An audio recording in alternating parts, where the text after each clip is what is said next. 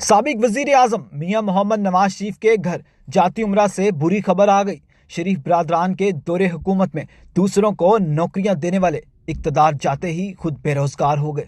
जाती उमरा में भी मुल्क के माशी बहरान और तब्दीली के असरात पहुंच गए। साबिक वजीर आजम मियां मोहम्मद नवाज शरीफ ने जाती उमरा से अपने 40 घरेलू मुलाजमीन को नौकरियों से निकाल दिया। नवाज शरीफ के दामाद कैप्टन रिटायर्ड सफदर ने मुलाजमीन को जाती उमरा से निकालना शुरू कर दिया। कैप्टन रिटायर्ड सफदर ही जाती उमरा के तमाम तर इंतजामी मामलात देख रहे हैं। जराए का दावा है कि कैप्टन रिटायर्ड सफदर के पास पैसे न होने की वजह से मुलाजमीन को नौकरियों से निकाला जा रहा है। जाती उमरा के मुलाजमीन गुज़श्ता 1.5 माह से अपनी तनख्वाहों से महरूम है और पैसा न होने के बायस मुलाजमीन को इस वक्त नौकरियों से निकाला जा रहा है।